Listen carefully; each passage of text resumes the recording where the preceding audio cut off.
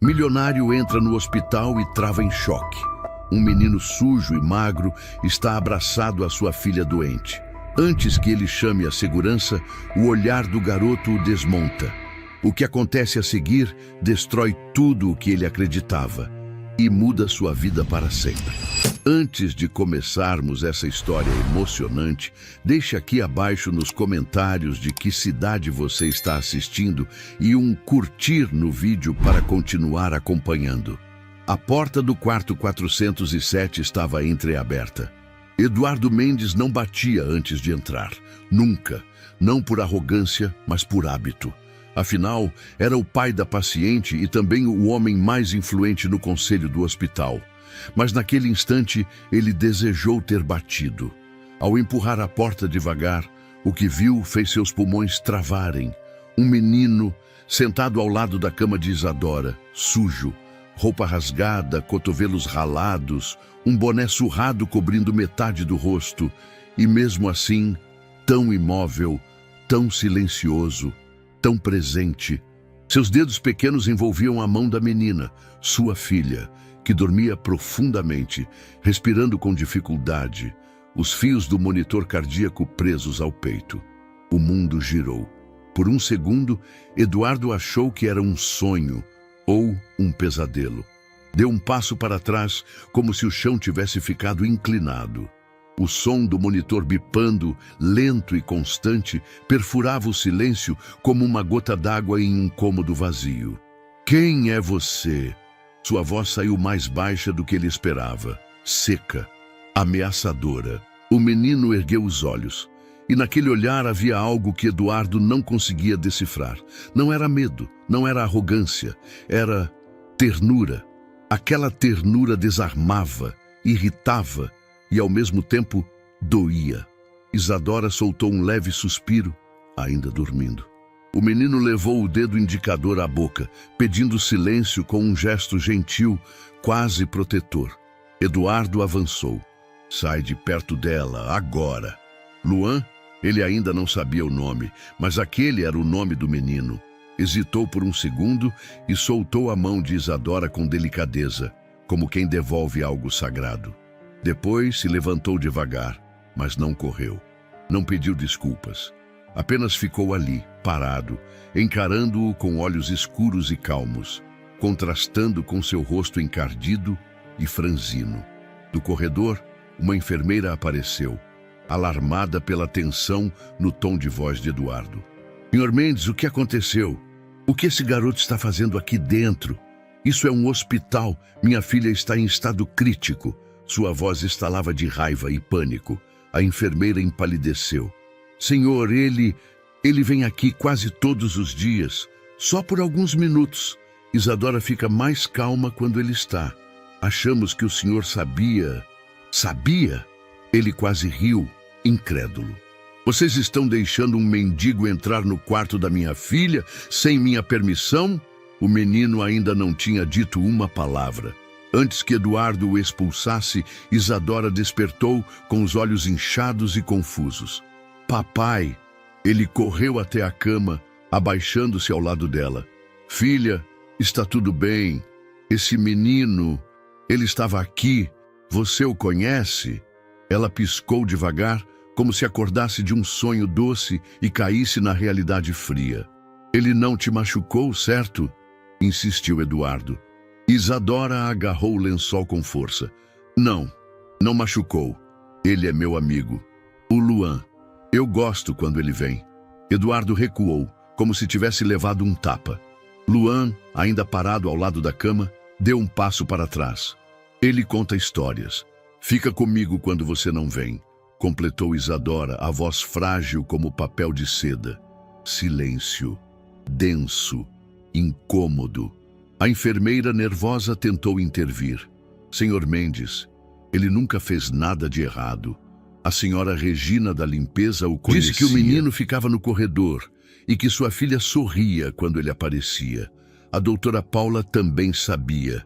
Ele nunca passou mais que 20 minutos no quarto." Eduardo olhou para o menino de novo. Suas mãos estavam sujas de terra e arranhadas, mas uma das unhas tinha um curativo improvisado. talvez feito por alguém que se importava. Havia poeira nos cadarços, mas também cuidado no modo como ele se aproximava de Isadora. Aquilo não fazia sentido. Não havia lógica, segurança, ordem. E mesmo assim ali estava sua filha, frágil, doente, solitária, sorrindo pela primeira vez em semanas. Um menino de rua estava cuidando dela melhor do que ele. A vergonha o atingiu como uma onda gelada. "Vá", disse ele, sem encarar o garoto. Só "vá". Luan obedeceu. Silenciosamente, atravessou o quarto, parou na porta, olhou para Isadora e, por fim, sumiu no corredor. Eduardo ficou parado, estático. Por dentro, um redemoinho de perguntas. Quem era aquele menino? Como havia conseguido entrar tantas vezes? E o mais inquietante, porque, mesmo agora, sentia que talvez tivesse feito algo errado ao mandá-lo embora. A porta do quarto 407 ficou trancada pelos 2 dias seguintes. Eduardo ordenou pessoalmente e reforçou a ordem com 2 palavras que ninguém ali ousaria desafiar: responsabilidade civil. A direção do hospital, constrangida, prometeu uma apuração interna. Enfermeiras foram realocadas. O segurança da ala infantil, afastado temporariamente. Uma série de e-mails formais, trocados entre o jurídico e a administração, tentava apagar o fogo que Eduardo acendera, não apenas por indignação, mas por medo. Medo de que algo fora de seu controle estivesse se infiltrando em seu mundo cuidadosamente blindado. Do lado de dentro do quarto, Isadora mergulhou em silêncio. Ela não respondeu ao café, murmurou a enfermeira. Nem ao almoço. Só bebeu água, respondeu outra. A pediatra-chefe, doutora Paula, de rosto sereno mas firme, chamou Eduardo para uma conversa no final da tarde. Senhor Mendes, entendo sua posição, entendo sua raiva, mas sua filha não comeu direito desde que o menino foi afastado.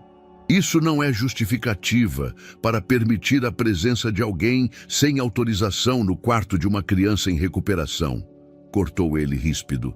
Estamos falando de um menino de rua, Paula, sem histórico médico, sem identificação. Poderia ter infectado minha filha, roubado, machucado. Ele não fez nada disso, rebateu calmamente a médica. Pelo contrário, ela deslizou sobre a mesa uma folha com os registros cardíacos de Isadora. Nos dias em que Luan esteve com ela, os níveis de estresse diminuíram, a pressão estabilizou, o humor melhorou. Isso não é coincidência. A menina sente falta dele. Eduardo respirou fundo, apertando os olhos com a ponta dos dedos. Paula, eu não sei o que fazer com isso. Talvez não precise fazer nada agora. Só permitir que ela veja o menino mais uma vez. Supervisionado. 30 minutos. Se não for benéfico, cortamos. Mas do jeito que está, Isadora está se retraindo. Isso é mais perigoso do que qualquer bactéria que ele possa carregar. Na manhã seguinte, Eduardo estava parado do lado de fora do hospital, ao lado do segurança recém-reintegrado. A calçada ainda cheirava a café derramado e asfalto quente. O fluxo de carros deixava o ar tremendo com o calor. Ele costuma aparecer aqui entre as 7 e 7h30, disse o segurança. Fica ali, perto do canteiro. E ali estava ele, Luan, sentado de cócoras com um pão amanhecido nas mãos e uma garrafinha de plástico pela metade. Seus olhos passeavam discretos pelos rostos apressados, como se procurasse um sinal invisível. Eduardo avançou. Parou a 2 metros do menino. Luan. O garoto ergueu os olhos com lentidão, reconhecendo-o. Senhor, por que você entrou no quarto da minha filha? Silêncio. Só o barulho distante de ambulâncias e buzinas. Ela estava chorando. A resposta veio como uma flecha de simplicidade. Você não tinha permissão, mas ela estava chorando. Eduardo passou a mão no queixo. Parte de si ainda queria expulsar aquele menino da cidade, mas outra parte, mais silenciosa, mais perigosa, queria entender o que havia naquele olhar calmo. Você não é parente, não tem ficha. Não pode simplesmente invadir um hospital.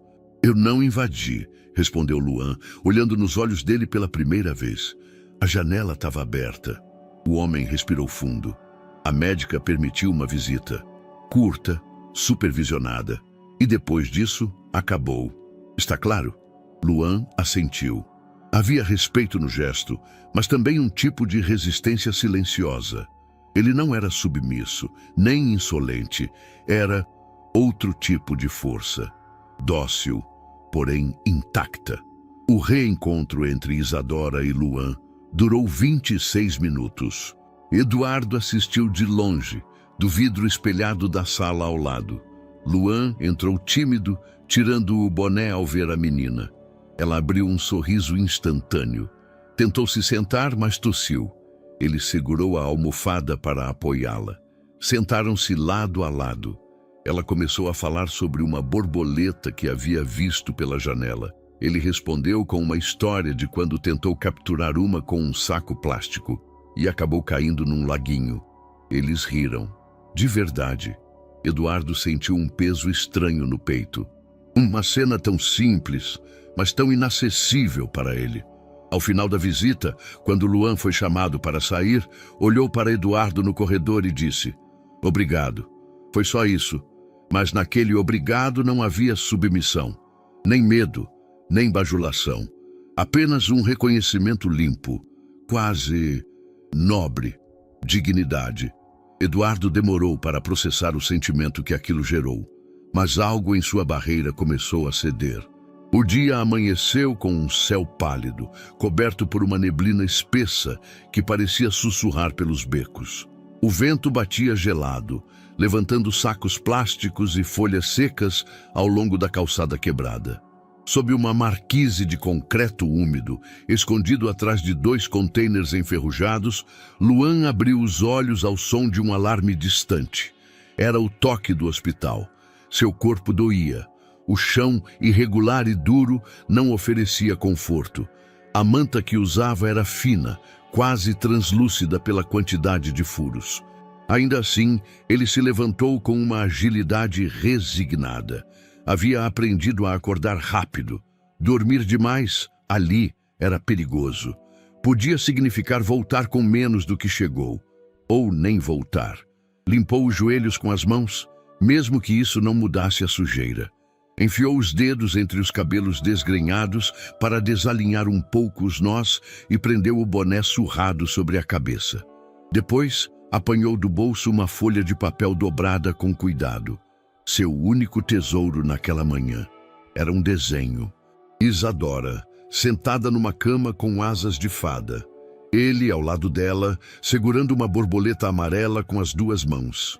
E no canto inferior da folha, uma estrela com o nome Luan, escrito em letras grandes e tortas.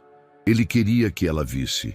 Do outro lado da cidade, Eduardo tomava café preto amargo, enquanto encarava 3 fotos dispostas na mesa de vidro. À sua frente, o detetive particular que contratara falava com precisão profissional.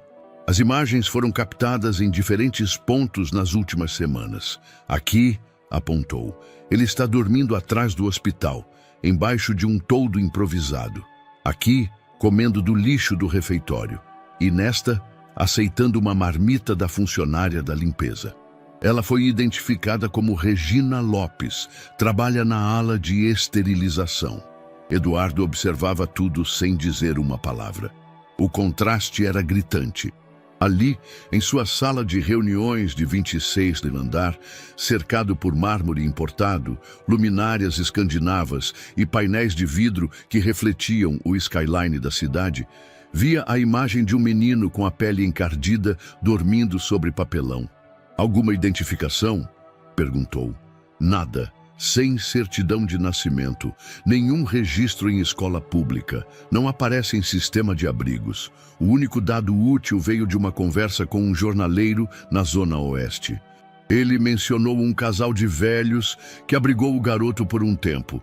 Parece que a mulher morreu e o homem foi internado num asilo e o menino ficou por conta própria." Eduardo assentiu lentamente. Aquilo explicava o vazio nos registros. O garoto não existia no papel. E ainda assim estava lá, segurando a mão de sua filha como se fizesse parte de tudo o que mais importava. "Continue acompanhando. discretamente. O detetive fez que sim com a cabeça e se retirou. Eduardo pegou uma das fotos e a girou entre os dedos. Luan estava agachado num canto, encolhido contra a parede do hospital, com um copo de plástico entre os joelhos. Seus olhos, mesmo mal iluminados, mostravam o que ele se recusava a admitir em voz alta. Aquele menino não era só um indigente, era algo mais, algo que ele ainda não sabia nomear. Luan se aproximou da lateral do hospital como quem anda sobre cacos de vidro. Cada passo era calculado. Sabia que, depois do que aconteceu, não podia entrar, mas também sabia que não podia ficar longe. Não quando Isadora o esperava. Ela o esperava. Ele sentia isso. Em alguma parte do corpo, talvez nos ombros cansados, talvez no estômago vazio, ela ainda o chamava. Escondeu-se entre duas árvores no estacionamento dos fundos, onde a janela do quarto dela às vezes ficava aberta. Ele não podia ver o interior, mas o simples fato de estar ali, tão perto, o fazia respirar melhor. Ele segurou o papel dobrado. Havia passado a noite redesenhando o contorno do vestido da fada com uma caneta quase seca. Queria que ela soubesse que ele ainda estava por perto, que não tinha ido embora por vontade, mas não sabia como entregar. Ficou ali por 2 horas, esperando que alguém o notasse. Talvez aquela enfermeira de cabelo enrolado, talvez a moça da limpeza. Ninguém apareceu. Um carro se aproximou. Eduardo.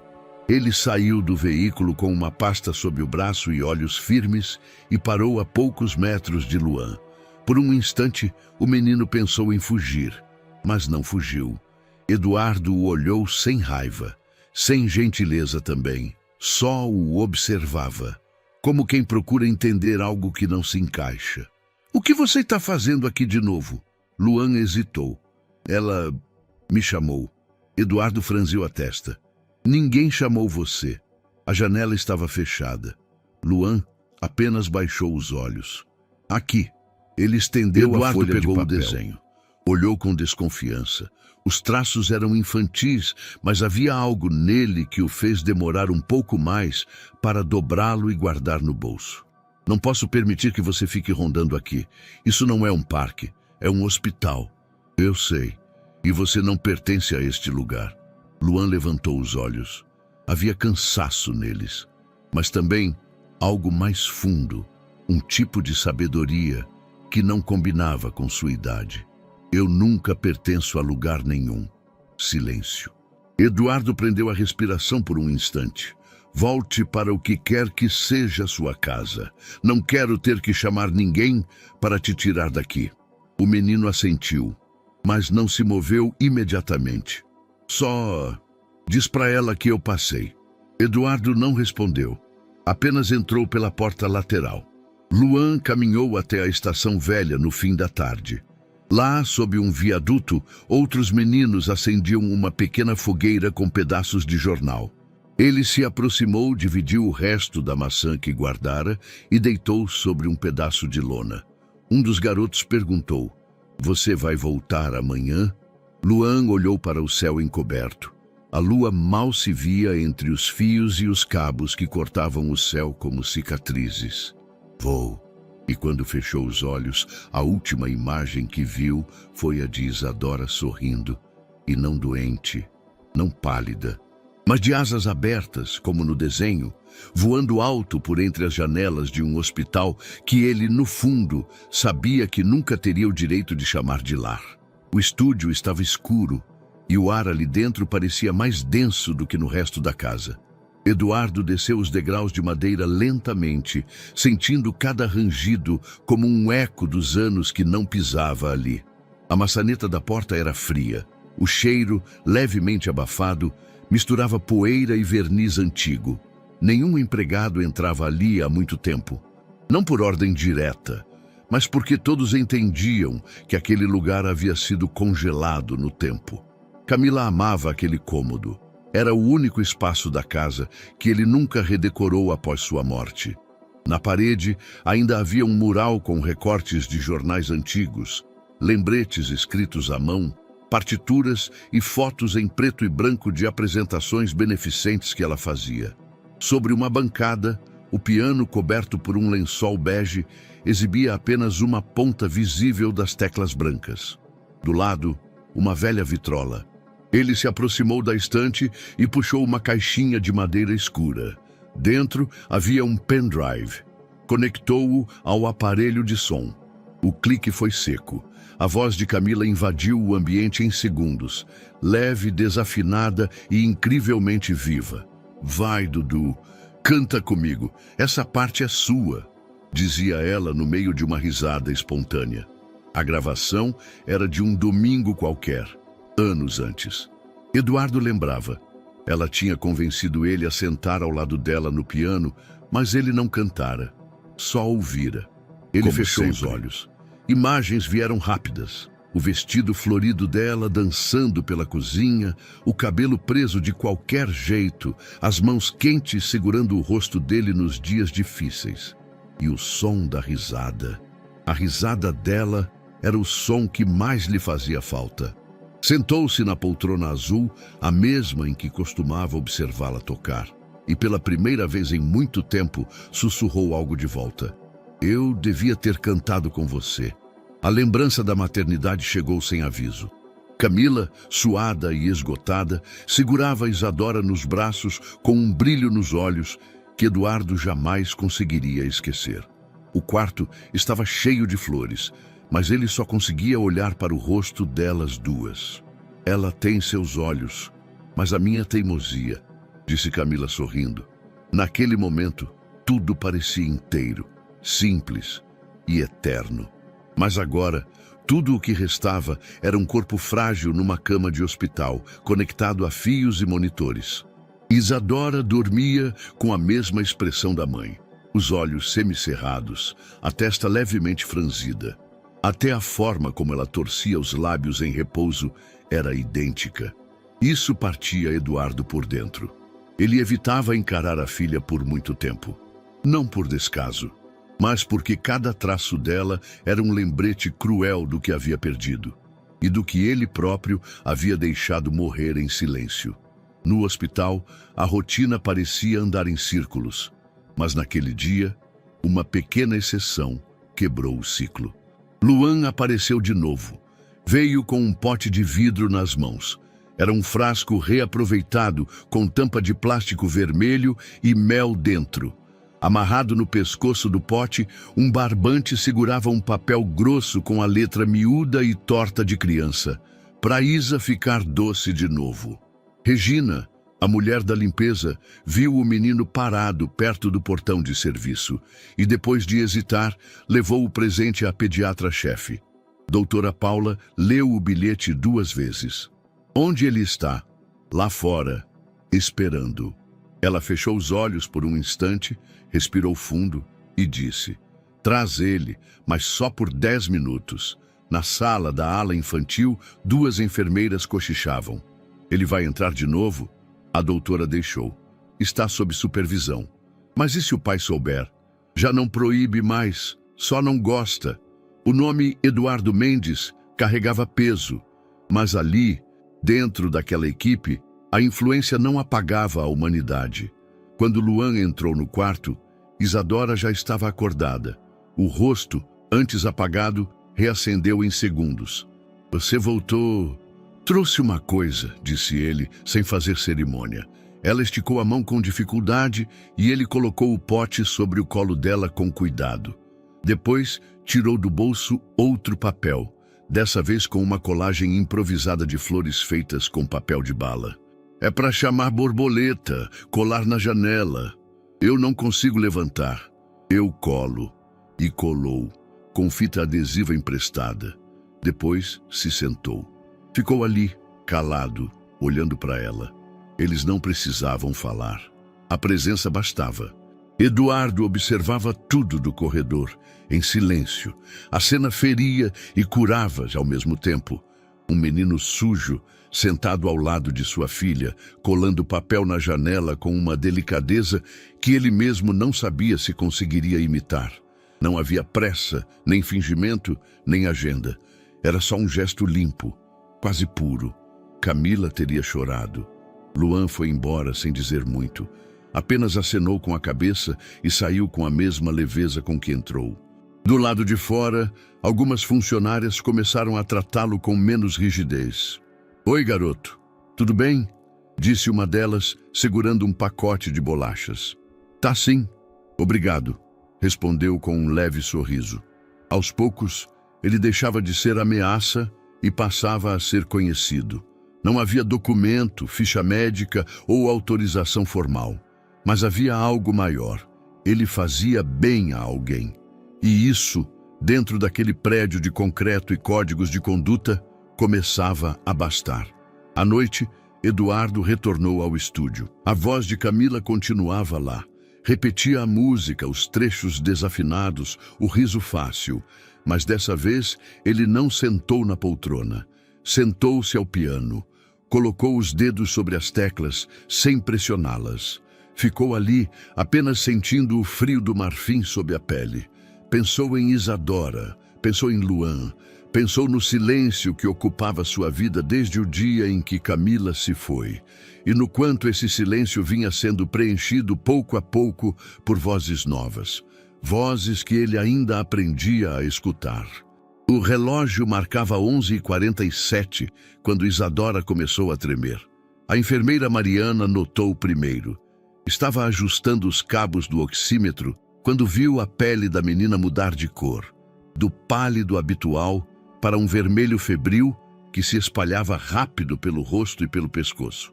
Os olhos dela piscavam com mais lentidão, como se algo por dentro estivesse afundando. "Isadora?" chamou, se aproximando.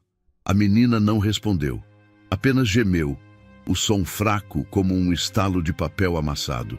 A temperatura disparou. 39,7! gritou Mariana, já acionando o botão de emergência. A equipe correu para dentro. Monitor, soro, gaze fria. A pediatra Paula surgiu em segundos.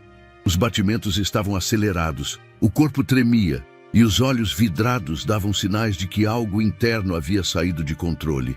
Na recepção, o nome Isadora Mendes começou a circular pelos fones de ouvido e sussurros apreensivos. Na cobertura de um edifício empresarial do centro, Eduardo discutia fusões e projeções de capital com outros 4 executivos. A sala era cercada por painéis de LED exibindo gráficos em tempo real. Na mão, uma caneta Montblanc girava entre os dedos, como sempre fazia quando queria acelerar uma decisão. Com a nova expansão, a proposta da Zenside passa a ser mais que viável, dizia o CFO. O telefone de Eduardo vibrou no bolso do paletó. Ele não atendeu. Vibrou novamente. E de novo. "Com licença", disse, já se levantando, o maxilar tensionado. Enquanto isso, nos fundos do hospital, Luan esperava sentado entre 2 cilindros de oxigênio vazios, num vão esquecido entre a lavanderia e a ala de hemodiálise. Ele não devia estar ali, mas sabia dos caminhos que ninguém conhecia. Regina, a mulher da limpeza, havia deixado uma brecha. "Se ela precisar de você, eu aviso", dissera ela dias atrás. Mas hoje, algo diferente o impulsionara a ir por conta própria. Uma inquietação estranha, como se algo dentro dele dissesse que Isadora não estava bem. E então ele ouviu. Gritos abafados, correria. Algo dentro da alma enrijeceu. Luan saiu correndo pelo corredor técnico, atravessou a ala do almoxarifado, ignorou os olhares de repreensão de 2 enfermeiras e parou na porta do quarto 407. Dentro, caos. "Isadora!" gritou, forçando a entrada. "Ei, garoto, você não pode..." começou alguém. "Deixa ele!" ordenou a doutora Paula, sem tirar os olhos do lado da cama. Isadora estava com os lábios arroxeados. Um fio de baba descia do canto da boca. Ele agarrou a mão dela com força. "Isa, tá me ouvindo? Eu tô aqui." Um dos batimentos desacelerou. O monitor reagiu. Um som agudo soou. Depois estabilizou. Pequeno, quase imperceptível. mas bastou para fazer todos prenderem a respiração. Paula observou aquilo com uma surpresa que não sabia nomear. Na sala de reunião, Eduardo ouvia o relato da assistente com uma frieza desesperada. Não interrompia, não reagia, apenas escutava. E então desligou. Preciso sair. Agora. A reunião ainda não. Agora. No hospital, a situação já estava sob controle quando Eduardo chegou. Luan ainda estava no quarto, sentado ao lado da cama, a mão pequena da menina presa à dele como uma âncora. Isadora dormia, estabilizada, mas esgotada. Paula esperava na porta. Ela teve uma reação sistêmica aguda. A febre disparou e afetou a oxigenação. Por pouco não perdeu a consciência por completo. Mas o menino viu, correu, gritou, chamou ajuda. Ele salvou tempo precioso. E talvez mais do que isso. Eduardo entrou devagar. O quarto estava silencioso. A luz da janela desenhava sombras no lençol. O monitor apitava baixo, ritmado. Luan não olhou para ele, só ficou ali concentrado na respiração de Isadora. O que você estava fazendo aqui? Esperando. Você não devia. Mas eu vim mesmo assim. Eduardo ficou em silêncio. Ela tá melhor? Vai ficar. O menino fez menção de sair, mas Eduardo falou antes. Obrigado. A palavra saiu engasgada, mas saiu. E pela primeira vez foi sincera. No refeitório dos funcionários, o burburinho era inevitável. Foi ele quem salvou a menina. O menino da rua? Sim, o que ninguém queria por perto. E agora? Agora é diferente. O vídeo da equipe médica correndo pelo corredor com Luan à frente circulou entre celulares e mensagens privadas. Não vazou para a imprensa, ainda, mas no hospital ele já era conhecido como o menino que acordou a emergência. No carro, a caminho de casa, Eduardo não conseguia parar de ver a imagem do quarto, a mão de Luan sobre a de Isadora. A mesma delicadeza que ele vira dias antes, agora com um peso novo. Não era mais só sensibilidade, era ação, era presença. E mais do que tudo, era a evidência de que ele, Eduardo Mendes, estivera ausente. E que alguém, completamente alheio ao seu mundo, havia estado lá no momento mais crucial. Aquilo o atingiu com força. O caminho até a pequena cidade no interior era longo e silencioso. O carro de Eduardo cortava os campos abertos, deixando para trás a paisagem urbana com seus arranha-céus reluzentes, lojas de grife e cafés com paredes de vidro. Agora, tudo à sua volta parecia mais lento. Casas de fachada desbotada, pessoas sentadas nas calçadas, bicicletas apoiadas em troncos de árvores. A estrada de terra final que levava à chácara era estreita, ladeada por cerca viva e postes de madeira. Eduardo observava tudo com um misto de desconforto e curiosidade. Estava ali por um nome, Agenor, um homem sobre quem não sabia quase nada, mas que, segundo o relatório entregue por seu detetive particular, tivera um papel fundamental na vida do menino que agora vivia nos arredores do seu próprio universo, Luan. O carro parou diante de um portão de madeira gasto. Uma placa pendurada dizia Chácara Luz Divina. O nome parecia irônico, quase cômico, diante do cenário simples e gasto que se apresentava.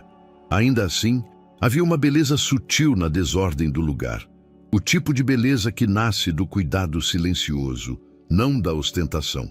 É aqui, disse o detetive saindo do carro. Do alpendre, uma senhora de avental floral acenou, indicando a entrada. Era funcionária do abrigo onde Agenor agora vivia, adaptado dentro da antiga residência. Eduardo desceu devagar. Seus sapatos de couro afundaram levemente na terra fofa. O cheiro de forno a lenha e ervas secas flutuava no ar, carregado de memórias que não eram dele. O senhor Agenor está no quarto dos fundos. Vai ser bom para ele falar com alguém, disse a mulher. Eduardo seguiu pelo corredor estreito, observando as fotos antigas nas paredes. Festas de São João, crianças com fantasias de papel crepom, Um homem e uma mulher sorrindo ao lado de um menino de cabelos bagunçados. Ele reconheceu o menino. Era Luan. Muito mais novo, mas com o mesmo olhar quieto, atento. No quarto, um homem magro estava sentado em uma cadeira de balanço, coberto por um cobertor xadrez. Tinha a pele marcada pelo tempo e os olhos ligeiramente enevoados, mas vivos. "Senhor Agenor?" chamou Eduardo com a voz baixa. O velho ergueu o rosto devagar. "O senhor é da assistência social?" "Não, meu nome é Eduardo. Eu vim saber sobre Luan." Os olhos de Agenor brilharam imediatamente. A expressão endurecida suavizou-se num instante e ele ajeitou-se na cadeira como se estivesse se preparando para contar uma história que sabia de cor. "O Luan? Ah, o nosso menino. Ele viveu com o senhor?" "Viveu, sim. Entrou na nossa vida como um raio de sol numa manhã gelada. Eu e Madalena encontramos ele na varanda, dentro de uma caixa de papelão. Estava enrolado num pano velho, tremendo de frio. Devia ter o quê? Uns 6, 7 meses no máximo."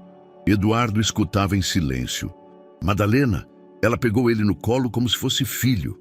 E foi, desde o primeiro dia. Botamos o nome de Luan porque ela achava bonito.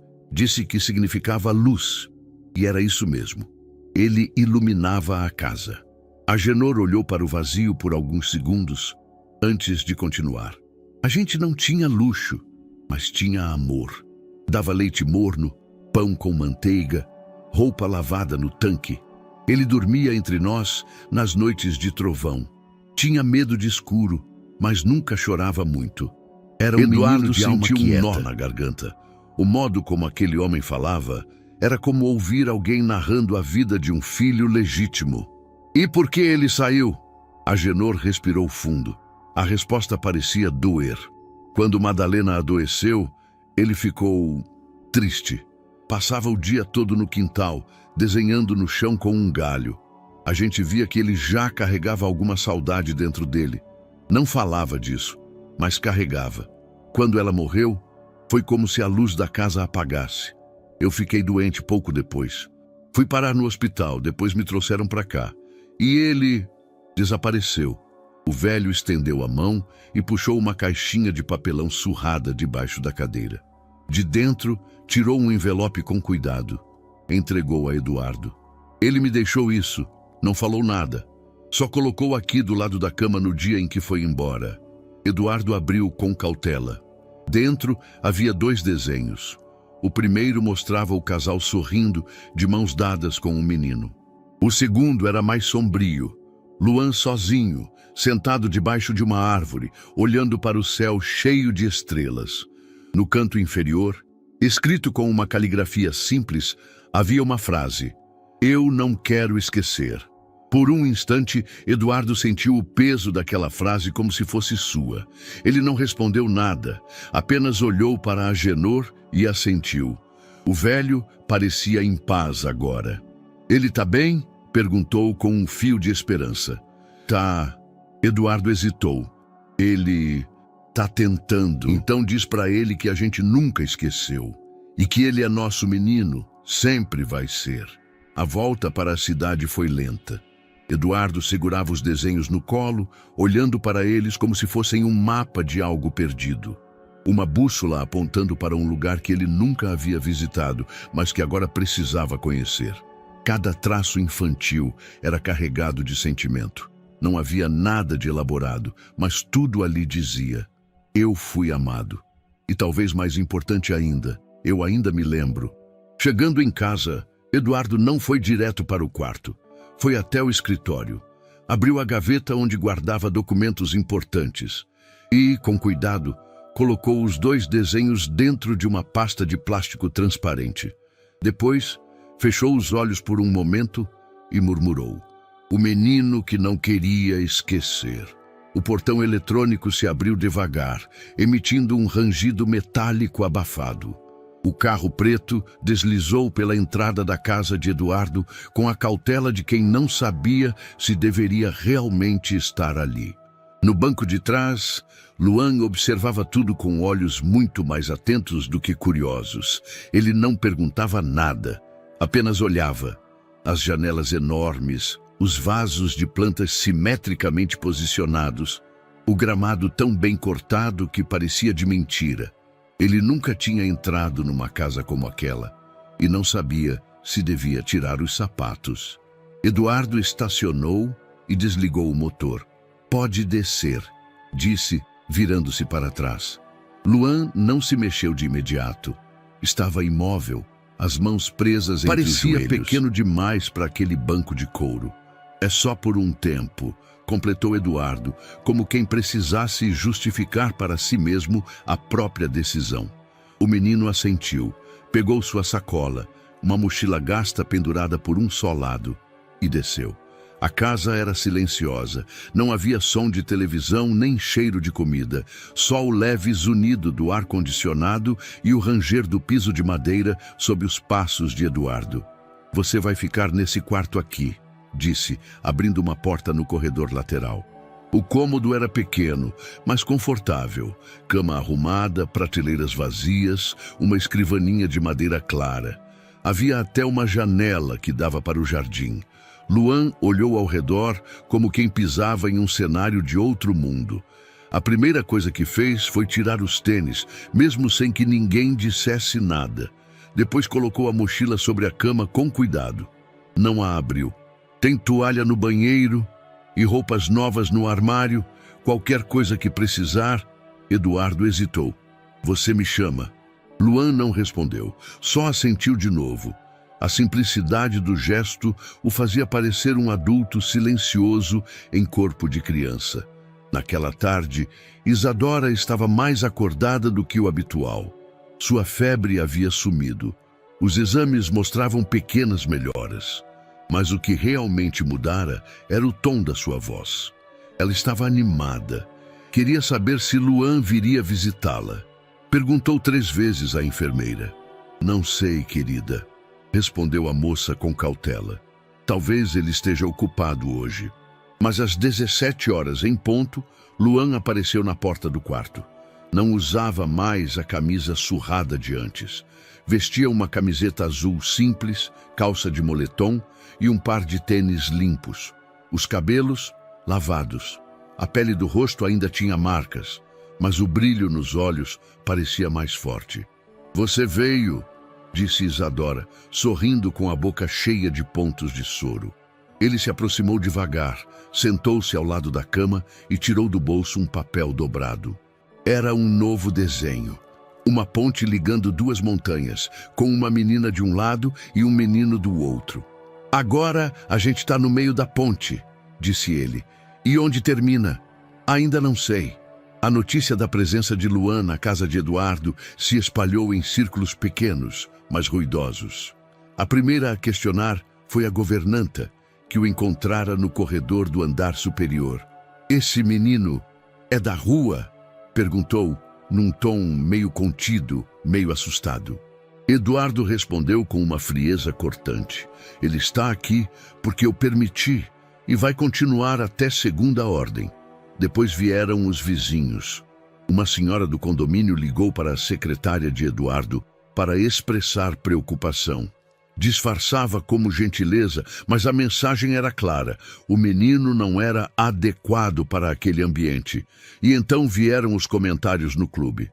"O que você acha da história do Mendes? Dizem que tem um mendigo morando com ele agora. É verdade isso? Tô ouvindo cada coisa. Que o menino dormia no hospital. Isso deve ser jogada de marketing. Alguma campanha social, sabe como é." As especulações se espalhavam como pólvora entre taças de vinho e e-mails com cópia oculta. A presença de Luan incomodava não pelo que ele era, mas pelo que ele lembrava às pessoas, que a realidade, às vezes, escapa da bolha. No hospital, a equipe médica também começou a se dividir.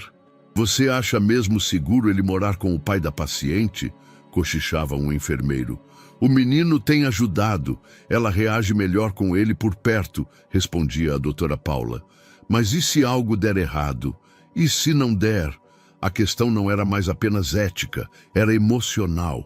Havia um equilíbrio novo sendo testado, e ninguém sabia ao certo se era temporário ou o começo de outra coisa. Naquela noite, Eduardo preparou 2 pratos de sopa. Um para ele, outro para Luan. Os 2 comeram em silêncio, na mesa da cozinha, iluminados por uma única luminária amarelada. Luan comia devagar. Segurava a colher com educação inesperada. "Tá bom?" perguntou Eduardo. O menino assentiu. "Não tem gosto de hospital." Eduardo sorriu. Um sorriso curto, mas honesto. Mais tarde, já deitado, Eduardo leu as manchetes em seu celular. Uma delas o fez parar. Executivo renomado abriga menino de rua ligado a paciente internada. Caridade ou imprudência? A matéria não citava nomes, mas era evidente. A foto da fachada da casa aparecia ao fundo. Um blog local havia capturado a entrada do carro com Luan ao lado. Ele bloqueou a tela e soltou um suspiro longo. Estava começando. No quarto ao lado, Luan desenhava. Dessa vez, era uma árvore com raízes longas e galhos que se estendiam além da folha. No meio do tronco, ele escreveu: "Ainda é cedo para saber, mas talvez aqui também dê sombra." E por algum motivo que não soube explicar, Eduardo dormiu melhor naquela noite. O barulho do telefone interrompeu o silêncio da casa antes mesmo do sol nascer. 3 toques. Silêncio. Depois, uma notificação vibrando. Em seguida, outra. E mais outra. Eduardo já estava acordado, mas não saiu da cama. Sentia que alguma coisa estava por acontecer. Algo que havia se formado silenciosamente nas entrelinhas dos últimos dias e agora finalmente se tornava visível, inevitável. Quando pegou o celular, o coração deu um pequeno salto. "Já viu isso? Urgente! Você precisa responder logo. Olha a capa do portal agora, é grave." Abriu o link. A matéria estampava a tela como um tapa. "Milionário abriga mendigo suspeito ao lado da filha doente. Hospital confirma contato direto com paciente imunossensível." Abaixo da manchete, uma imagem borrada. Luan, com a mochila pendurada num ombro só, entrando no hall da casa. A legenda não deixava dúvidas. Menino de origem desconhecida, envolvido emocionalmente com paciente infantil, agora mora sob o mesmo teto de um dos empresários mais poderosos do país. A primeira reação de Eduardo não foi raiva, foi náusea. A segunda, um cansaço quase físico. Na cozinha, o café fervia na chaleira, mas ninguém se lembrou de desligar. O som de passos apressados subia do andar inferior. Um funcionário tentou alertá-lo, mas Eduardo já estava vestido, celular na mão, mandando mensagens curtas para os diretores da empresa. Reunião extraordinária, sala 9, 10 horas. Presença obrigatória, todos. No prédio sede da Mendes Global, os corredores pulsavam com boatos. A recepção fora invadida por repórteres. As redes sociais da empresa estavam repletas de marcações. O nome Eduardo Mendes ocupava o 2º lugar nos Trending Topics nacionais. Na sala de reuniões, os conselheiros o esperavam com rostos tensos. Havia relatórios impressos, recortes da internet, projeções de crise, notas de risco jurídico. Samuel, o diretor de comunicação, foi o primeiro a falar. "É um desastre, não só pela manchete, mas pela repercussão. Isso já foi replicado por 8 veículos. Os acionistas estão assustados." Eduardo sentou-se sem dizer nada. Usaram sua imagem com o menino. Tem fotos da casa, do portão, até da ala do hospital. A narrativa que estão vendendo é de alguém emocionalmente instável, tomando decisões por impulso, em detrimento da própria filha. "O risco à saúde da menina está sendo explorado ao máximo", completou Denise do jurídico. "Estão insinuando negligência paterna." A matéria cita fontes médicas, ainda que não comprovadas, que sugerem risco biológico. E o mercado? Queda de 4% nas ações da holding. A projeção para o próximo trimestre já foi revista por 2 bancos de investimento e estão pressionando por um pronunciamento seu. Samuel cruzou os braços. "Eduardo, a pergunta que todos querem resposta é: você pretende manter o menino sob sua tutela?" O silêncio que se seguiu durou segundos, mas pareceu um peso de toneladas. Pretendo, disse ele enfim. Houve uma explosão contida de reações, suspiros, trocas de olhares, cabeças balançando. Isso é suicídio reputacional, disse um dos conselheiros. É princípio, rebateu Eduardo. Você não pode salvar o mundo com o nome da sua empresa, disparou outro. Eduardo se inclinou para a frente, os olhos calmos, mas firmes. Eu não estou tentando salvar o mundo. Estou tentando salvar a mim mesmo. Em casa, Luan sentia o clima mudar. Os funcionários falavam menos com ele. A cozinheira, antes cordial, agora evitava contato visual. Um jardineiro comentou alto no telefone, de propósito. Vai acabar sobrando para todo mundo essa história. Luan não perguntava, apenas observava. No fim da tarde, viu Eduardo chegar mais tarde que o normal. O homem passou reto, subiu as escadas sem tirar os sapatos, fechou a porta do quarto com mais força do que o necessário. Luan soube que algo estava errado. Eduardo se trancou no escritório por 2 horas. Leu a matéria, linha por linha, viu os comentários. Alguns o chamavam de herói, outros de louco, outros de criminoso. Milionário se desequilibra emocionalmente após perda da esposa e põe em risco a filha em troca de redenção pessoal. Era isso que diziam. Ele largou o celular, apoiou os cotovelos na mesa e ficou ali, em silêncio, encarando nada. Mais tarde, Isadora perguntou por ele. Ele tá bem? Acho que tá cansado, disse Luan. Ele fica estranho quando a TV fala dele, completou a menina. Luan não entendeu muito bem, mas assentiu. Depois, tirou um papel do bolso e escreveu algo simples. É só mentira se a gente desistir da verdade. Dobrou e deixou sobre a mesa de Eduardo, antes de ir dormir. No dia seguinte, a imprensa acampou na frente da casa. Drones sobrevoavam o telhado. Repórteres perguntavam sobre o caso do garoto. Um blog publicou fotos antigas de Eduardo com a esposa falecida e sugeriu que ele nunca superou o luto.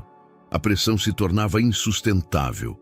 Eduardo convocou uma segunda reunião, desta vez com os conselheiros mais próximos. Era hora de definir seu posicionamento público. Você precisa negar, dizer que foi mal interpretado, que o menino está temporariamente hospedado por um pedido do hospital, sugeriu Samuel. Não vou mentir. Então se afasta. Diz que está com problemas pessoais. Sai da frente da empresa. Protege o nome, pelo menos. O nome que não aguenta minha verdade. Não é meu nome. Você vai abrir mão de tudo isso? Eu estou abrindo espaço para uma coisa que vale mais. Naquela noite, Eduardo jantou em silêncio com Luan. O menino não perguntou nada, mas observava tudo. Isso tudo vai passar? Arriscou de repente. Eduardo demorou a responder. Não sei. Vai ficar tudo bem? Ele olhou para o garoto. Eu vou tentar fazer com que fique. Luan assentiu. Voltou a comer. Mas por dentro algo se aquietava, porque pela primeira vez ele sentia que alguém não ia fugir. A intimação chegou numa manhã nublada, com o selo oficial do Conselho Tutelar estampado no envelope. Eduardo abriu o papel com os olhos semicerrados, como se já soubesse o conteúdo. Leu em silêncio, depois deixou o documento sobre a mesa da cozinha sem dizer nada. Luan, que o observava de longe, percebeu, mas não perguntou. A audiência seria dali a 7 dias. O objetivo: avaliar a adequação da permanência do menor Luan, sem vínculo legal ou tutelar, sob os cuidados provisórios de Eduardo Mendes. A palavra adequação ficou ecoando na cabeça dele por horas. No hospital, Isadora percebeu a mudança no pai assim que o viu. Aconteceu alguma coisa? Eduardo balançou a cabeça tentando sorrir. Nada que a gente não consiga resolver. Vai tirar o Luan daqui? A pergunta era direta, sem rodeios. O tipo de pergunta que Camila costumava fazer. Eduardo sentiu um baque no peito.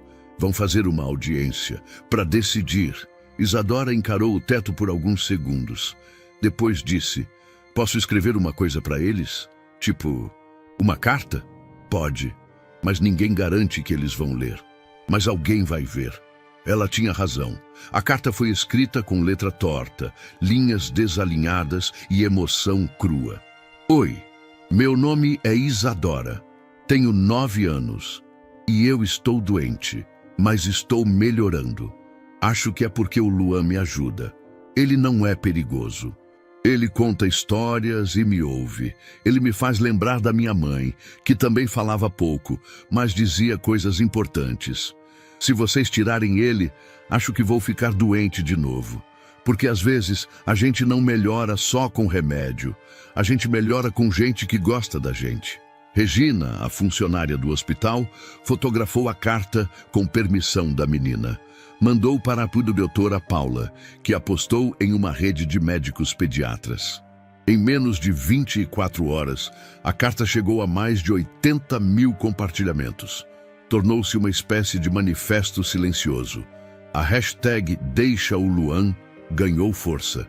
E para o incômodo das autoridades, ganhou também simpatia popular. No dia da audiência, a sala do Fórum da Infância e Juventude estava lotada. De um lado, conselheiros, assistentes sociais e uma promotora pública. Do outro, Eduardo, de terno sóbrio, ao lado de seu advogado. Um homem discreto, de fala baixa. Luan, em silêncio, observava tudo de cabeça baixa. Isadora não pôde comparecer fisicamente, mas sua carta estava impressa em papel timbrado da unidade médica com o carimbo da pediatra. Esta audiência não visa criminalizar ninguém, começou a presidente do conselho. Mas precisamos avaliar se o ambiente oferecido a Luan é seguro, estável e no melhor interesse dele. A promotora pediu a palavra. O menor em questão não tem documentos, não foi registrado, não passou por triagem psicossocial e está atualmente sob os cuidados de um homem emocionalmente abalado por uma tragédia familiar recente. Isso não é julgamento moral, é um alerta sobre riscos. Eduardo pediu a palavra, levantou-se, respirou fundo e falou. Eu perdi minha esposa há quase 2 anos e durante muito tempo me perdi junto. Me escondi atrás do trabalho, da lógica, dos contratos. Deixei de ouvir minha filha. Deixei de olhar para ela. E foi preciso um menino de rua, um menino invisível para todo mundo, entrar no quarto da minha filha, segurar a mão dela e me mostrar que havia algo mais. Silêncio. Ele continuou. Luan não pediu nada, não invadiu. Ele só existiu de um jeito que ninguém esperava. E isso me transformou. Não estou aqui para fingir que sou o melhor pai. Estou aqui para dizer que estou tentando ser, e que essa tentativa nasceu por causa dele. Os conselheiros se entreolharam. A promotora não reagiu. Eduardo então pegou a carta de Isadora. Esta é a voz da minha filha, e se me permitem, é a única voz que realmente importa aqui. Leu a carta em voz alta. Quando terminou, a sala estava muda. A juíza pediu um intervalo para a deliberação. Do lado de fora, repórteres esperavam, alguns com microfones estendidos, outros com câmeras ligadas. Eduardo não falou com ninguém. Luan se sentou num banco de madeira, a cabeça entre as mãos. Pela primeira vez, ele parecia realmente com medo. Eles vão mandar eu sair? Sussurrou. Eduardo se ajoelhou diante dele. Não sei, mas seja o que for, você não vai estar sozinho. A juíza voltou à sala com a expressão neutra. O conselho, por maioria, determina que Luan poderá permanecer sob tutela provisória de Eduardo Mendes, condicionado a acompanhamento psicológico e social com nova avaliação dentro de 60 dias. A guarda permanente dependerá de novos pareceres. Ela bateu o martelo. Não houve aplausos, mas Eduardo fechou os olhos, aliviado. Luan o olhou com um misto de confusão e gratidão. A gente pode ir para casa? Pode. Mesmo? Mesmo. No carro, a caminho de casa, Luan segurava a carta de Isadora nas mãos. Passava os dedos pelas palavras, como se quisesse decorá-las. Ela escreveu isso mesmo? Cada palavra. E ninguém mandou ela escrever? Não, ela só sentiu. O menino encostou a cabeça na janela. Eu nunca pensei que alguém ia escrever alguma coisa sobre mim sem me xingar. Eduardo não respondeu, mas, ao parar na garagem, tocou levemente no ombro do menino e disse: "Bem-vindo de volta." O documento chegou no fim da tarde, envelope timbrado, carimbo oficial, e uma frase curta destacada em negrito: "Tutela provisória deferida, vigência, 60 dias, sujeita a acompanhamento." Eduardo leu em silêncio. Depois passou a mão devagar sobre o papel, como se precisasse confirmar com o tato que aquilo era real. Não era a vitória final, nem garantia de nada duradouro, mas era uma porta aberta, uma escolha validada. Luan estava no quintal, sentado perto das hortênsias, desenhando. Era ali que costumava ficar quando queria silêncio sem estar trancado. Eduardo foi até ele, segurando o envelope nas mãos. "Luan." O menino ergueu os olhos. A juíza autorizou. "Você pode ficar." Oficialmente. Luan não disse nada de imediato. Apenas observou. O silêncio durou mais do que qualquer resposta. Até que ele soltou, quase num sussurro: "E se eu errar?" Eduardo se abaixou à frente dele pela primeira vez no mesmo nível. "A gente vai errar juntos." No hospital, a notícia da decisão chegou junto com outra avaliação médica. Isadora estava estável. A febre havia cessado. Os exames vinham mostrando progressos constantes e o emocional, que antes era o maior empecilho, agora era seu maior aliado. A equipe recomendou a transição parcial para casa. Um programa de cuidados domiciliares seria implementado, com visitas de enfermagem e acompanhamento semanal na unidade. Ela vai continuar o tratamento, mas agora precisa de rotina, afeto, normalidade, disse a doutora Paula. "Você acha seguro?" perguntou Eduardo, visivelmente dividido entre a esperança e o medo. "Sim, mas mais do que seguro, é necessário." Na manhã seguinte, Luan acordou mais cedo do que de costume. A casa parecia diferente.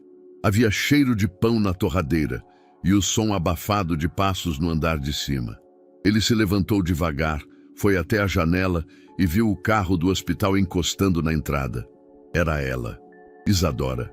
Quando entrou, de cadeira de rodas, os olhos cheios de expectativa e o rosto um pouco mais corado, tudo parou por um segundo.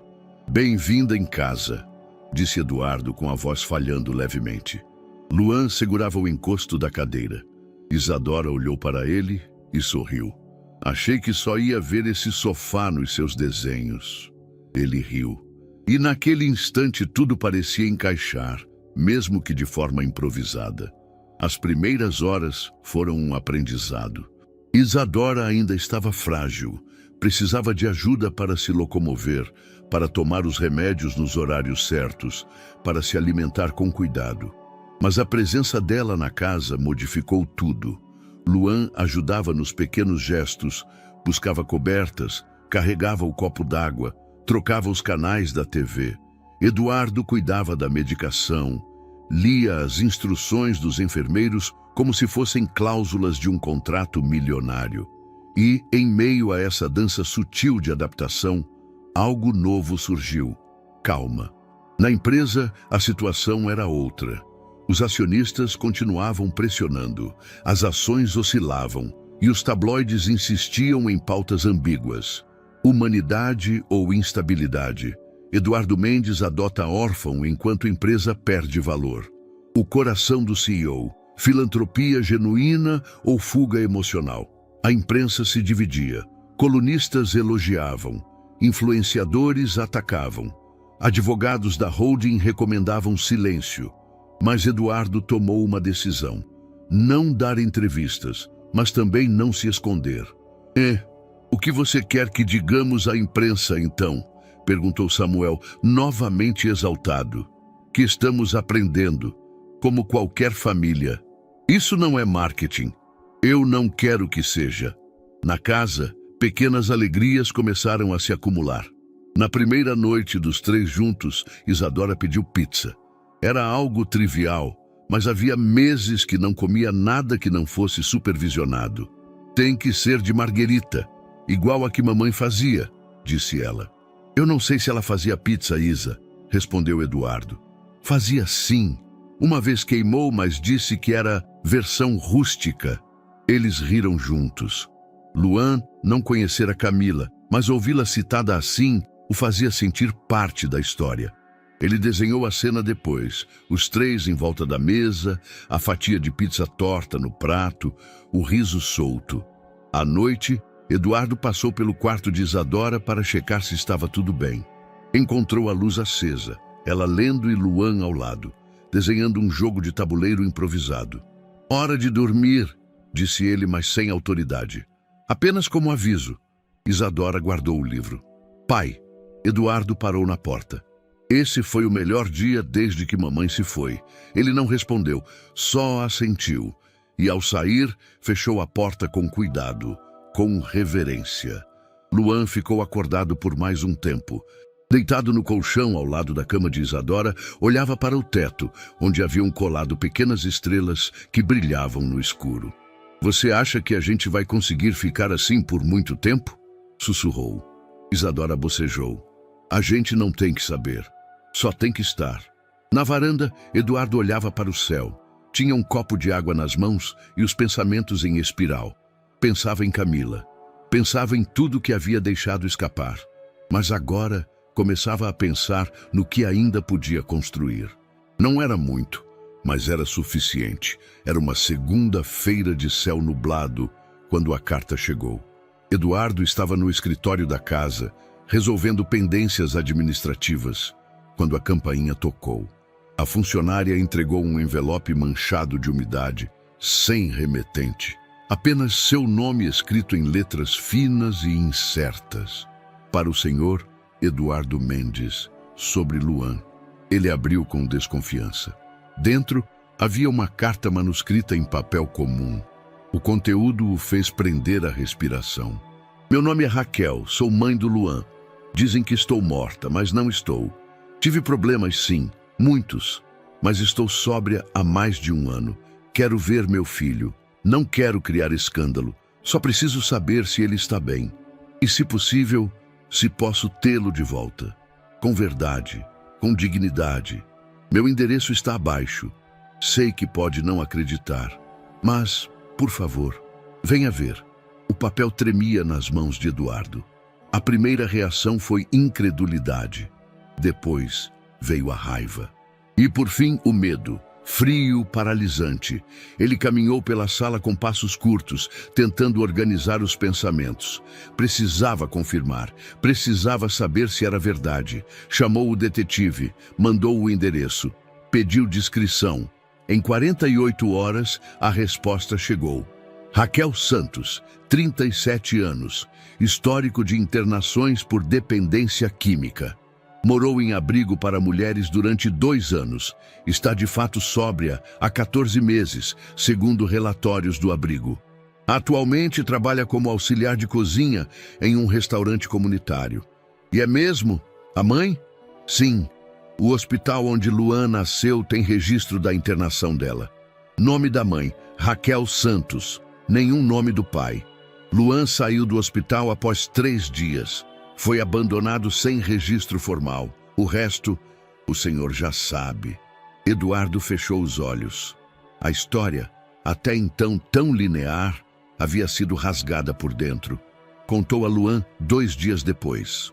Estavam no quintal, ele desenhando um avião de papel e Eduardo aparando uma planta ressecada. Luan, preciso te falar uma coisa. O menino levantou os olhos. Alguém apareceu, dizendo ser sua mãe. O silêncio que se seguiu foi profundo. Nenhuma reação imediata, nenhuma palavra. É verdade? Perguntou Luan por fim. Parece que sim. Os dados batem. Ela escreveu uma carta. Ela está viva? Está. Está sóbria. Quer te ver. Por quê?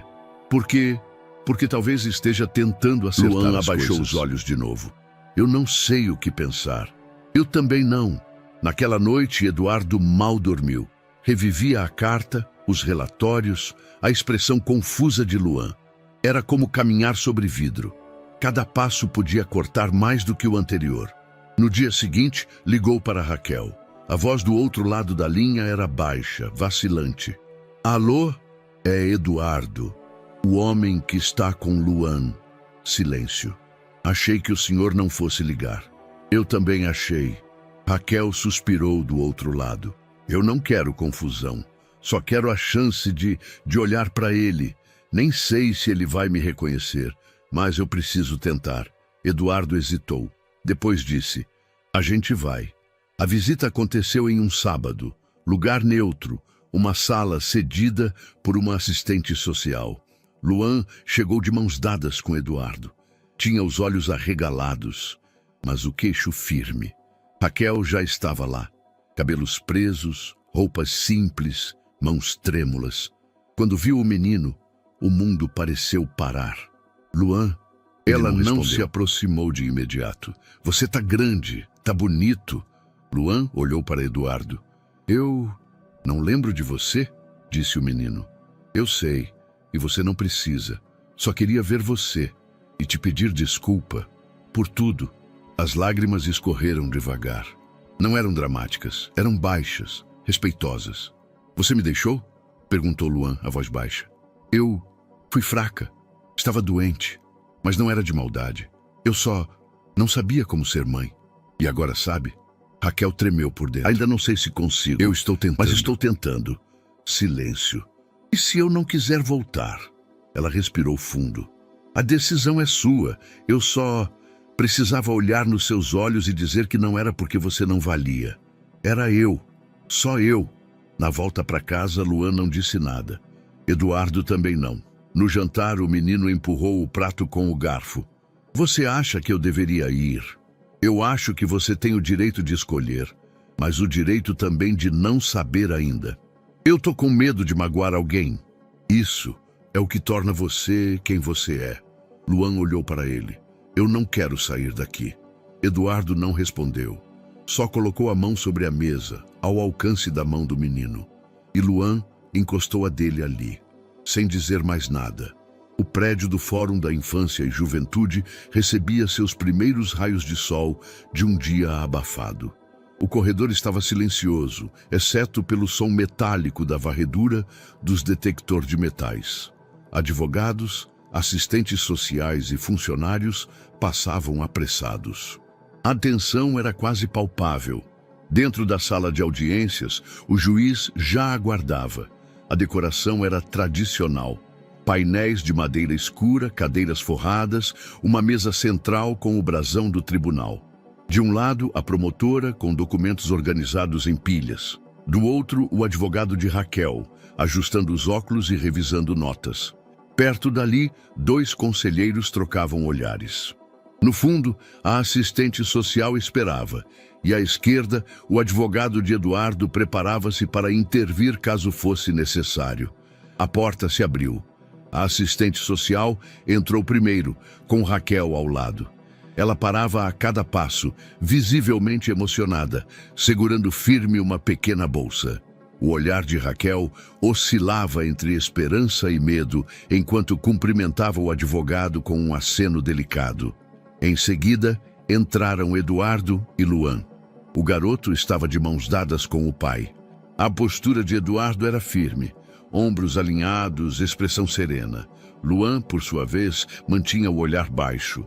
Havia silêncio, mas seus passos eram decididos. Ao alcançar o tribunal, sentaram-se. Eduardo à direita, Luan à sua frente, com os pés quase tocando o chão. O juiz abriu a sessão. Em nome da infância e juventude, declaro iniciada esta audiência. Estamos aqui para avaliar o pedido de reintegração familiar da mãe biológica, senhora Raquel Santos, e o pedido de continuidade da guarda provisória sob o senhor Eduardo Mendes. Exponham-se os argumentos iniciais. A promotora assumiu a palavra. Excelência, bem como consta nos autos, a requerente, apesar de seu passado marcado por dependência, está em abstinência há mais de 1 ano, em tratamento regular, e tem plenas condições de oferecer um ambiente estável. No entanto, a criança, de acordo com a avaliação de equipe multidisciplinar, Hoje se encontra emocionalmente consolidada sob os cuidados de seu tutor atual, Sr. Eduardo Mendes, que provê estabilidade, suporte emocional e rede de apoio. Recomendamos a continuidade da guarda provisória até nova deliberação. O advogado de Raquel solicitou a palavra. Meritíssimo, minha cliente reconhece seus erros e assume total responsabilidade. Deseja restabelecer o vínculo com o filho e ajudar a construir um futuro mais saudável. Ela entende que há uma rotina estabelecida, mas pede ao tribunal periodicidade de convivência, com supervisão, e a criação gradual de um novo equilíbrio familiar. O silêncio caiu na sala. Seguiu-se uma breve pausa antes de o juiz chamar Eduardo para falar. Senhor Mendes, o senhor deseja se manifestar? Eduardo respirou fundo, levantou-se e caminhou até a pequena plataforma onde poderia confrontar os presentes com suas palavras. Meritíssimo. Boa tarde a todos. Estou aqui hoje não apenas como tutor legal, mas como alguém que se reconhece imperfeito. Perdi minha esposa há 2 anos e na perda me perdi também. Fiquei ausente, emocionalmente e fisicamente, de minha filha.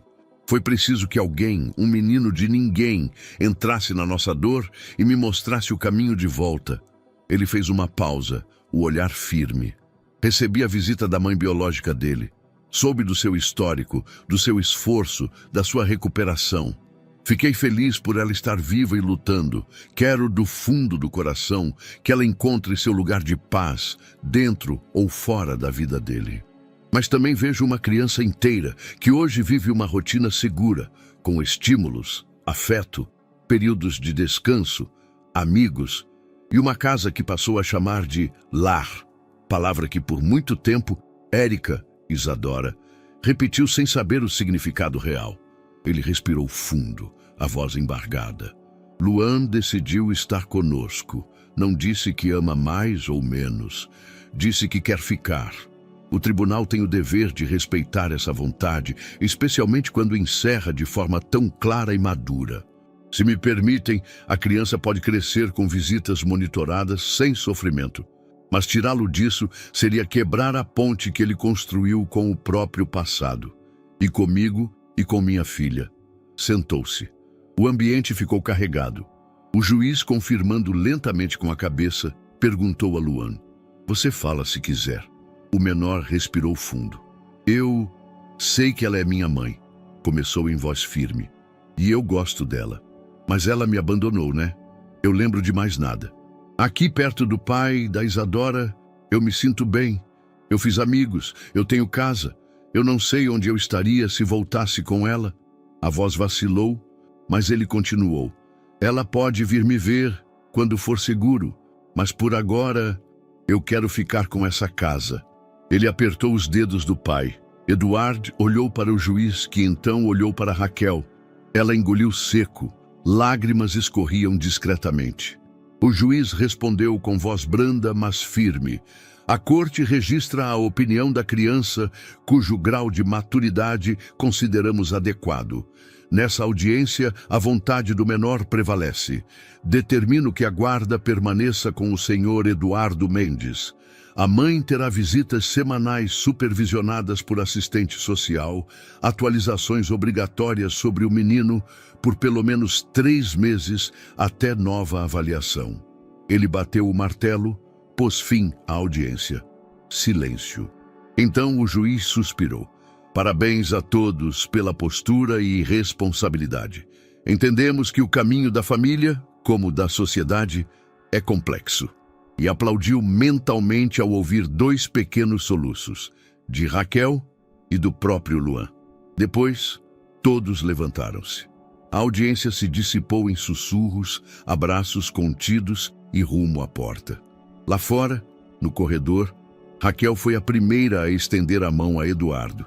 Ele apertou-a com leviandade, reconhecendo a partida que havia surgido das cinzas da dor. Luan se aproximou timidamente. "Eu sinto muito", sussurrou ele, olhando nos olhos de Raquel. Ela assentiu com gratidão. "Obrigada por me lembrar de quem eu fui." Eduardo pegou Luan pela mão. Vamos voltar para casa? E juntos partiram. Luan olhava para trás uma última vez. Sorriu. Acreditou. A cerimônia aconteceu em uma manhã clara de sábado. Havia um pequeno chá providenciado por Eduardo, bolo de chocolate, suco de maracujá, algumas flores brancas e fotos de família espalhadas por uma mesa no quintal. A advogada e o juiz apareceram primeiro, depois Regina, doutora Paula e outros apoiadores do hospital. Havia também uma pequena gravação da audiência, exibida brevemente em um tablet, revisitando aonde tudo começara.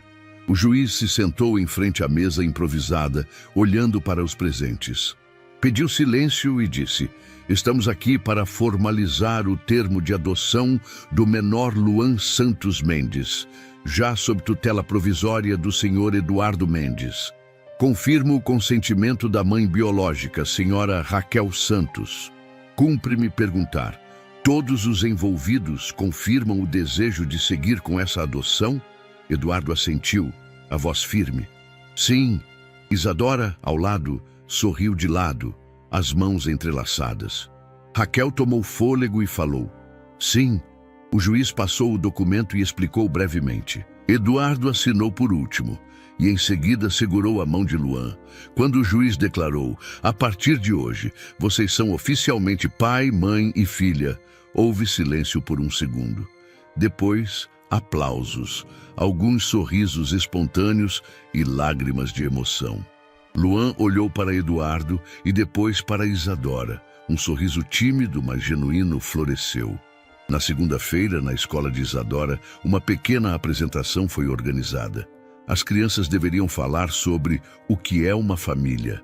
A professora chamou a garota. Ela subiu ao palco improvisado, com a mão de Luan apertada ao lado dela. "Eu sou Isadora, e essa é minha irmã." "Ops, meu irmão agora, Luan. Para mim, família é quem te cuida quando você está doente. É quem te ensina a desenhar. É quem te abraça sem esperar nada em troca." A frase básica tornou-se emocionante porque ela citou um exemplo real. Falou sobre Luan colando borboletas na janela do hospital, sobre as pizzas e os risos, sobre o abraço após a audiência. A plateia, adultos e crianças, ficou calada por segundos. Quando ela terminou, uma salva de palmas tomou conta. A professora registrou em vídeo discretamente. Naquele mesmo dia, o vídeo foi postado por um pai de outra criança. Logo, ganhou milhares de compartilhamentos. As mensagens vinham do país inteiro. Nem todo herói usa capa. Alguns só seguram a mão de outra criança. Essa menina de 9 anos explicou o que eu tentava dizer com discursos. Isso é o que o futuro deveria parecer. A hashtag Família Mendes viralizou. Eduardo recebeu dezenas de mensagens de apoio, ex-sócios, colegas de escola e até do ex-presidente da holding. Alguns diziam que essa era a imagem que valia mais do que os gráficos de mercado. Na semana seguinte, ele anunciou oficialmente um projeto social, um abrigo para crianças em situação de rua ou vulnerabilidade, com apoio médico, psicológico e espaço para convivência. O projeto se chamaria Abrigo Camila, em homenagem à esposa falecida, cujo nome sempre aparecia nos momentos mais frágeis que Eduardo enfrentava. A proposta foi apresentada com texto e imagens. Uma casa grande com sala de convivência, quartos compartilhados, um pequeno gramado e salas para escola e psicologia. No lançamento, Eduardo fez um discurso. Camila acreditava que pequenas pontes são maiores que muros. Este abrigo é essa ponte. É uma forma de agradecer pelo que ela me ensinou. Que família não é só quem nasce, é quem escolhe ficar. No vídeo de lançamento, apareciam Luan, Isadora e Regina sorrindo ao lado do banner com o nome Abrigo Camila. A noite caiu suave. Na varanda da casa, os três, Eduardo, Isadora e Luan, sentaram-se juntos. Luzes de fada penduradas balançavam com o vento. Sem pressa, sentiram que, por enquanto, a história avançava de um jeito novo. Isadora apoiou a cabeça no ombro do pai. Luan encostou a cabeça na outra lateral. Eduardo olhou para as estrelas artificiais da varanda. Disse baixinho: Obrigado. Eles ficaram ali, em silêncio, seguros. Era pouco, mas parecia suficiente. Era lar. O caminhão chegou antes do previsto, estacionando em frente ao portão verde-oliva da nova casa. Não era cercado por muros altos, como o apartamento anterior, nem possuía sistema de segurança de última geração. Era simples, térreo, com um pequeno jardim na frente e 3 janelas viradas para o sol da manhã. Luan foi o primeiro a descer do carro, curioso. Isadora veio logo depois, segurando um vaso com uma planta torta que insistira em trazer. Eduardo parou na calçada, observando tudo em silêncio. Ali estava a casa que escolhera não por status, mas por propósito. Uma varanda espaçosa, um quintal para correr e um cômodo extra que já imaginava transformado em ateliê infantil. A mudança representava mais do que um endereço. Era o fim de um ciclo marcado por culpa, silêncio e muros invisíveis. Dentro da casa, o cheiro de tinta nova ainda estava presente. As paredes tinham cores suaves, areia, verde claro e um azul discreto no corredor. A sala principal estava vazia, exceto por um tapete grande e algumas almofadas no chão. A mobília ainda chegaria, mas por ora era o vazio que acolhia os 3. Isadora correu para os fundos e gritou: "Pai, tem um balanço!" Luan apareceu logo depois com um grito de surpresa. "E tem uma mangueira com esguicho! A gente pode brincar?" Eduardo riu pela primeira vez em dias. "Usem à vontade, mas sem molhar as caixas com os livros." Aquela casa não tinha luxos, mas tinha espaço para a vida. E era isso que Eduardo buscava: abrir mão do excesso para abraçar o essencial. A venda da cobertura e de um dos carros havia bancado não apenas o imóvel, mas também a primeira etapa do abrigo Camila, agora em obras a alguns quilômetros dali. Os sócios não compreenderam bem sua decisão, mas Eduardo sequer tentou justificar. Durante a tarde, montaram juntos as primeiras coisas. Isadora desenhava etiquetas para caixas. Quarto do Luan, coisas de comer, livros importantes, lembranças da mamãe. Eduardo carregava caixas com cuidado inusitado, como se estivesse organizando as peças de um novo mundo. Já Luan parecia em êxtase. Ria ao descobrir uma rede enrolada em plástico ou um jogo de dominó guardado por Camila anos antes. Quando a noite caiu, estavam exaustos. Comeram sanduíches na sala, sentados no tapete, entre caixas abertas e uma lanterna improvisada como luminária.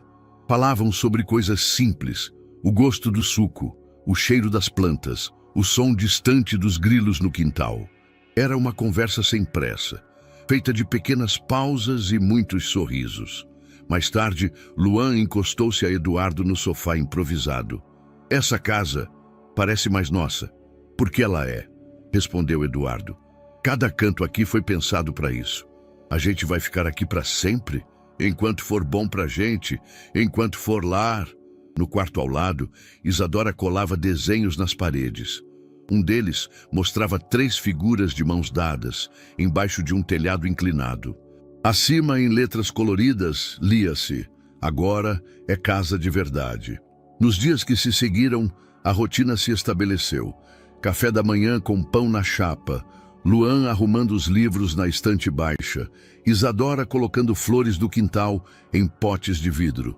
Eduardo, aos poucos, se acostumava com o som de risadas de manhã, com o toque das mãos pequenas em seu braço e com a ausência daquela solidão gelada que costumava ocupar os corredores de sua antiga vida. Durante uma tarde de sábado, sentaram-se todos juntos no quintal. Isadora lia em voz alta um trecho de um livro de aventura. Luan escutava atento, com as mãos sujas de terra. Eduardo, de olhos fechados, ouvia mais o som das vozes do que as palavras. Não era um momento grandioso, era só um momento, mas para ele significava tudo. Na semana seguinte, instalaram o último móvel da sala, uma estante de madeira clara com os porta-retratos. Fotos de Camila, agora ao lado das de Luan e Isadora. Uma composição nova, mas coesa, sem substituição, apenas soma. Na varanda, ao fim de mais um dia simples, Isadora cochichou para o irmão. Você viu como ele está mais leve? Quem? O papai. Luan assentiu. Antes ele era tipo uma armadura. Agora parece um cobertor. Isadora riu. E você era um vento? Agora está virando raiz. Luan sorriu, sem entender tudo, mas gostando da ideia. Lá dentro, Eduardo lavava pratos enquanto cantarolava. Sem pressa, sem angústia. Ali, naquela nova casa, construída com perdas, renúncias e encontros inesperados, havia finalmente espaço para a paz. Não perfeição, não ausência de dor, mas abrigo. Não só físico, mas emocional. E isso, mais do que qualquer coisa, era o que Camila teria desejado. A varanda estava decorada com fitas de tecido cru, lanternas de papel e algumas flores do quintal colhidas por Isadora. Sobre a mesa, brigadeiros disformes e um bolo de morango com cobertura feita por Luan, que insistira em aprender a receita dias antes. Era o aniversário de 10 anos de Isadora, e o primeiro em que ela parecia verdadeiramente feliz. As crianças da escola começaram a chegar por volta das 4 da tarde, trazendo sorrisos, pacotes embrulhados em papel reciclado e desenhos feitos à mão. Eduardo recebeu todos com um sorriso gentil. Não usava terno, usava camiseta, jeans e chinelos. Pela primeira vez em muitos anos, ele não precisava vestir uma armadura. Isadora correu de um lado a outro com Luan, organizando brincadeiras improvisadas como pique-música, mímica misteriosa e teatro de fantoches. Em certo momento, chamou todos para o quintal e fez um discurso pequeno, mas sincero. Eu queria agradecer, porque antes eu não gostava de aniversários. Achava que era um lembrete de que a mamãe não estava aqui, mas agora é diferente, porque eu tenho vocês. E ele, apontou para Luan, meu irmão, meu melhor amigo. Ele me ensinou que a gente pode rir mesmo quando a saudade está doendo. Houve um silêncio afetivo. Depois, palmas. No fim da tarde, quando o céu começava a mudar de cor, Eduardo chamou Luan para dentro. O menino vestia uma camiseta azul clara e segurava um violão que Regina havia lhe dado meses antes. Tem certeza de que quer cantar? É a música dela, né? Respondeu. A que ela gostava. A que você disse que ela cantava para Isa dormir. Então, é agora. Vai com calma. Respira. Luan assentiu. Quando voltou à varanda, subiu no banquinho de madeira e esperou que todos silenciassem. Dedilhou o violão com mãos pequenas e um pouco trêmulas. Então, começou a cantar. A voz era suave, ainda um pouco desafinada, mas doce. A melodia era a preferida de Camila, uma canção antiga de ninar, cheia de palavras simples sobre estrelas, janelas e esperança. A letra falava de um céu que nunca dorme, de mães que moram nas nuvens, de filhos que seguem em frente mesmo quando tudo parece quebrado. As pessoas ficaram quietas. Algumas mães enxugavam discretamente os olhos. Crianças, mesmo sem entender tudo, sentiam a vibração no ar. Isadora chorava baixinho, sentada no degrau, com as mãos sobre os joelhos. Eduardo, parado mais ao fundo, tinha os olhos marejados. Aquele momento era mais que música, era reconciliação. Era a voz de um menino sem berço, que agora ajudava a reconstruir a memória de uma mulher que ele nunca conheceu, mas que sentia fazer parte de tudo. Quando a música terminou, houve um segundo de silêncio absoluto. Depois, aplausos sinceros. Luan desceu do banquinho e Isadora correu para abraçá-lo. A festa continuou com leveza. Os últimos raios de sol atravessavam as frestas da varanda. As velas foram apagadas entre risos e sopros compartilhados. O presente mais elogiado foi um quadro com colagens feitas por amigos que trazia a frase: "Família é a arte de ficar". Já quase à noite, com as crianças indo embora e a casa voltando ao silêncio, Eduardo permaneceu no mesmo canto da varanda. Sentado, os pés descalços tocando o piso de madeira, ele observava os dois, Isadora dançando em círculo sozinha e Luan recolhendo pratos e copos com atenção. A câmera, se existisse, giraria lentamente sobre os rostos. O dela iluminado pela liberdade de sorrir, o dele pela responsabilidade de cuidar. E então, pararia no rosto de Eduardo. Um sorriso contido, os olhos úmidos, mas calmos. A mão repousada sobre o peito, como quem sentia um ritmo novo, mais leve. Não havia falas finais, nenhuma grande revelação. Apenas um silêncio cheio de vida. Ali estava ele, um homem que perdera tudo e depois encontrou o que importava. Não nas cifras, nem nos prédios altos, nem nos planos perfeitos, mas ali, num abraço apertado, numa nota desafinada, numa tarde que cheirava a bolo e saudade. Era paz, finalmente. E então, o que achou dessa história emocionante? Conta pra gente nos comentários, vamos adorar saber sua opinião. Não esquece de deixar seu curtir para apoiar nosso trabalho e se inscrever no canal. Nos vemos na próxima.